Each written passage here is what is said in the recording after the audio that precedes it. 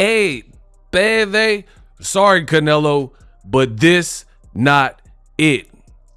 New reports are coming out suggesting that Canelo, baby, you want baby? I know that. Alvaerz, he definitely want a payday, and he wants a lot of money. The report says to fight none other than Jermall Charlo, who's had one fight in about 2.5, 3 years. It's not looking good for Canelo. If you're a diehard Canelo fan, I feel sorry for you. Let's get it. So Fernando Schwartz, he posted this. He has almost 1 million followers. He's a journalist, right? He posted it in Spanish, which, we use the Google Translate. And this is what it says. Canelo does not accept another. Canelo threatened Al Heyman and PBC that if it's otherwise, like meaning if it's not, because it's a loose translation. Basically, if it's not Charlo for May, then there might not be a May fight. That's what this is saying. It says, this is what Canelo said, and I quote. So before the Canelo fans, the Cinnabons, the Chupapi Muñeños, before they come in the comment section, because here's the reality. When I make this awesome content, please subscribe. When I come in and make boxing look good, I make boxing look pretty. When I do these things, somehow, some way, I'm giving you my perspective and I source out all my information. I never leave you in mystery. I never just pull, because there's a lot of clickbait on YouTube right now. Let's be real.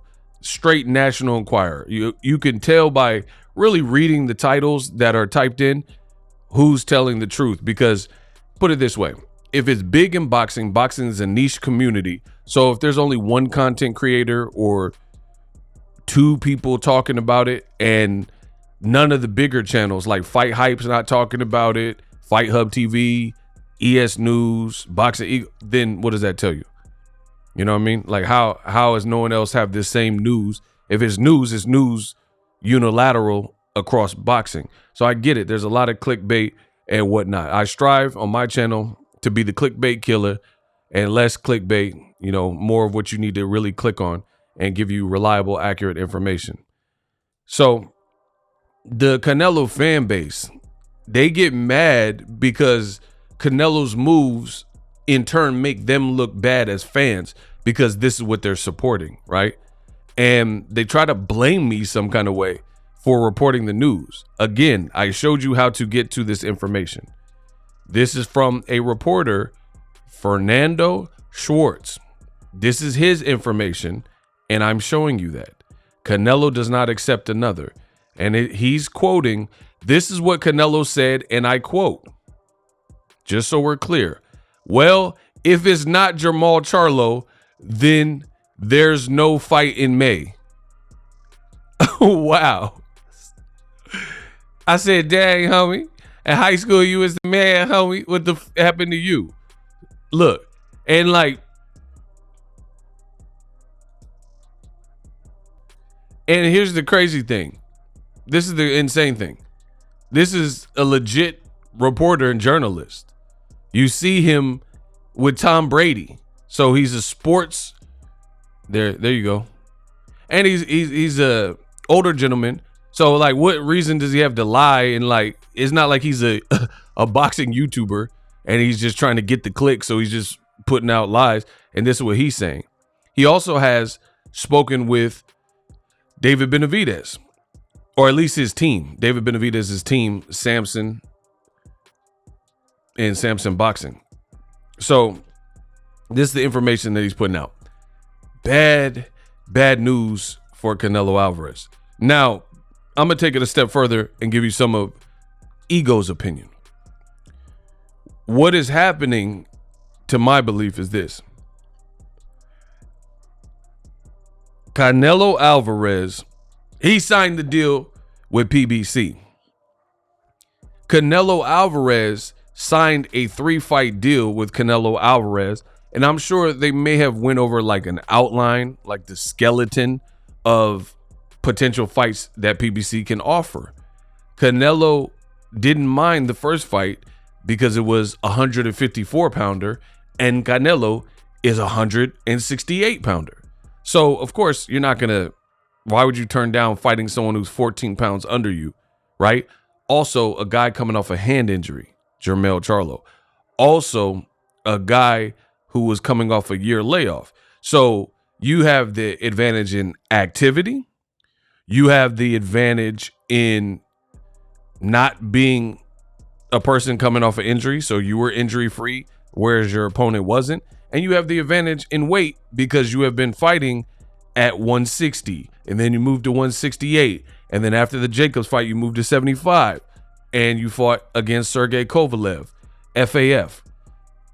Then you move back down 168, later become undisputed, also squeeze in the Dimitri Bivol fight. So Canelo has the experience at 168, even 2 fights at 175.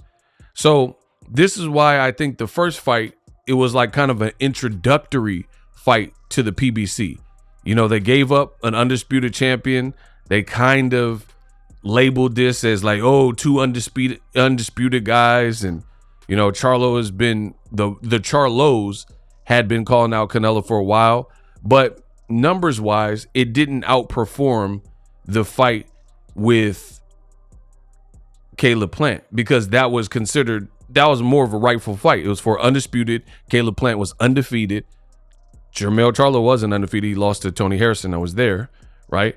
And he also had a tough fight with Castano, things like that. Caleb Plant undisputed, or that fight was for undisputed, and Caleb Plant was undefeated. So the fight you see on the screen, we know is the biggest fight in boxing, and it's the biggest fight for Canelo. But it sounds like Canelo's playing games, and here's the thing. Like I've told you, PBC, they do real business. They're not going to give you mega money and allow you to just cherry pick fights and then rob them of all their money. They just don't conduct business. Like if you're signed with Al Heyman and you're with PBC, you're going to get some real work. Like Errol Spence, he's fighting legit people. Terrence Crawford last, and he lost. So obviously he was a legitimate threat. Yordenis Ugas, who had just beaten Manny Pacquiao. Previous to that, you know, he's fighting the Danny Garcia after the wreck. So he fought Kell Brook in the UK. They're not giving him like walkover easy opponents. Like you look at Edgar Berlanga, which we'll get to in a second. He's fighting back-to-back Irish fighters that aren't even relevant in the 168-pound division.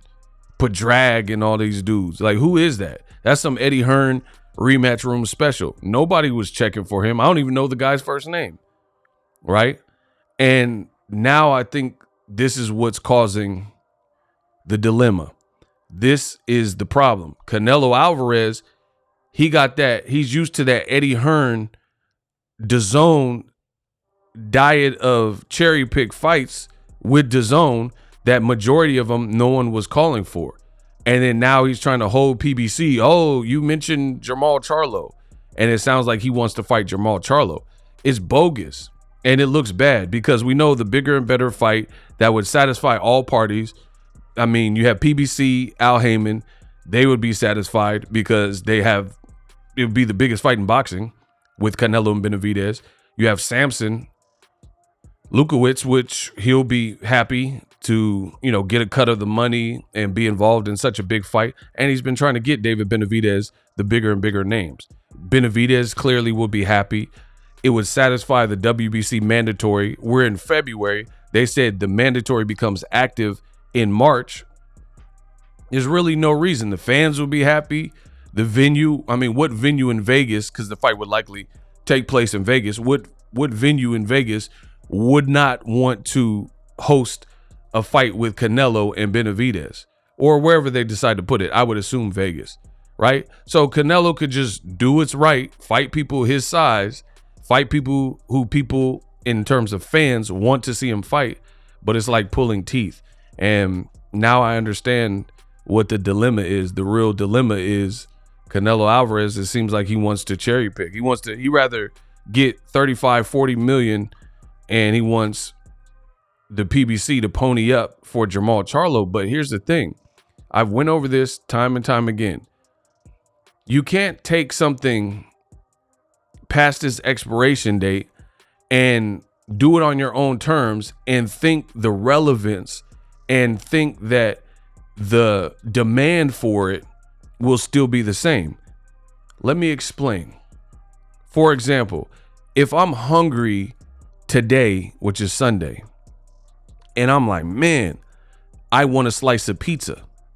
This is not an everlasting craving where if I don't satisfy that craving of getting a slice of pizza, then guaranteed on Monday, Tuesday, Wednesday, and Thursday, I'll still want a pizza. You see how that works?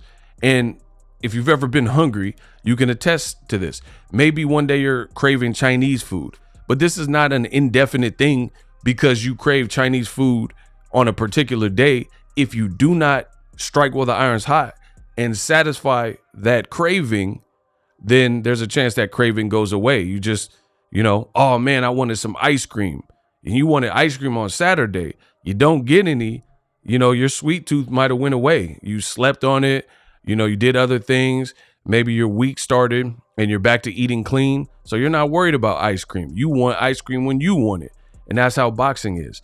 The fans did want to see Canelo versus either Charlo, but it was years ago and it was in different divisions. Now things have changed. You have Jermall Charlo. They've had some legal issues and arrests. You have neither one of them are in your division anymore. And you have the advantage in weight. Like I mentioned earlier, you have Jermall Charlo, who has went through whatever he's went through the last several years. He couldn't stop the smaller Jose Benavidez, a guy that a welterweight Terrence Crawford stopped. He missed weight in his last fight. I mean, it's just not the same fight. So for Canelo to kind of play stickler for the Charlo fight, no one wants to see that at this point. We just watched you beat his brother. It's not in demand at this moment. Now, if Charlo announces, like, you almost have to re-announce yourself, right? In boxing, you have to re-announce yourself when you go through certain things like a loss. You got to show people you back. Like, you can't just retire for 3 years and then I'm supposed to assume Ricky Hatton is the Ricky Hatton that beat Costa Zoo, that beat Castillo, the one that fought Floyd. But then in his inactive period, after he lost to Floyd, after he lost to Manny Pacquiao, Ricky Hatton, there was a video of him on World Star and he was playing with his nose. And if you know, you know, right?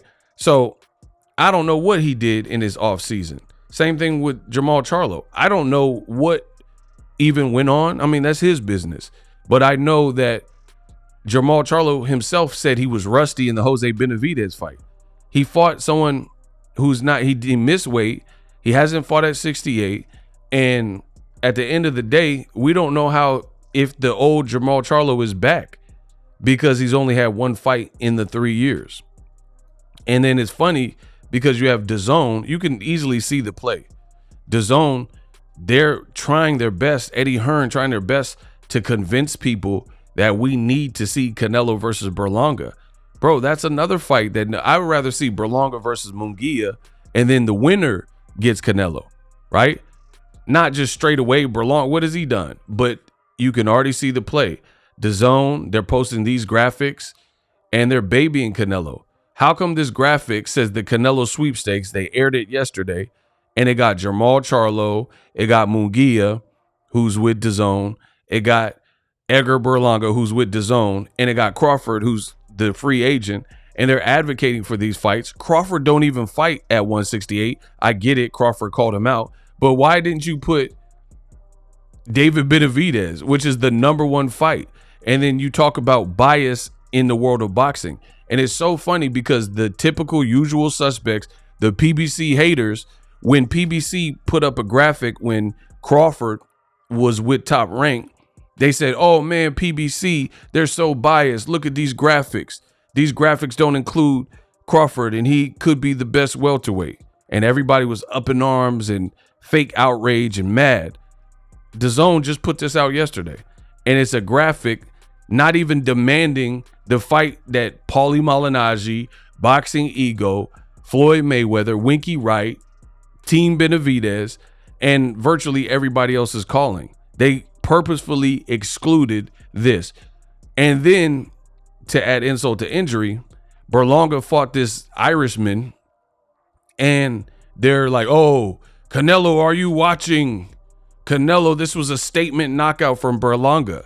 So don't be surprised if Canelo potentially did some traitor stuff where he really wants to work with Eddie Hearn, because Eddie Hearn might try to get him that bag for a fight like Berlanga, and he tries to weasel his way out of the PBC contract. That's where it looks like it could be heading, because he wants to fight Charlo, and contractually, I don't know what the contract says, but things change, and it doesn't look like Canelo is easy to work with. And the only reason that I'm not going in even more is because I'm trying to hold out hope that Canelo Alvaerz does what's right for boxing and throws everybody for a loop and a curveball and says like, yo, I'm really fighting Benavidez. I'll shut y'all up. I have very little faith that he will actually do this, especially when Samson, they're talking about we're going to move up to 75. David Benavidez could move up to 75 and fight Vodstick as a contingency plan. So if they're planning all this, then I don't think they're really confident that they have the May fight. So I'll allow Canelo to announce it, but as soon as he does, it's up. If he does not announce a proper fight, which is really the only option, should be David Benavidez, maybe even a David Morrell, just somebody that people want to see, a Bevo 2, like anything like that, that most people would consider a challenging fight. But if he's insisting on fighting Jermall Charlo, that's pretty poor. And it shows you what Canelo is on right now and has been on. So I told you, the walls are closing in on Canelo. Hate it or love it. These are the facts, and I'm the best in the business.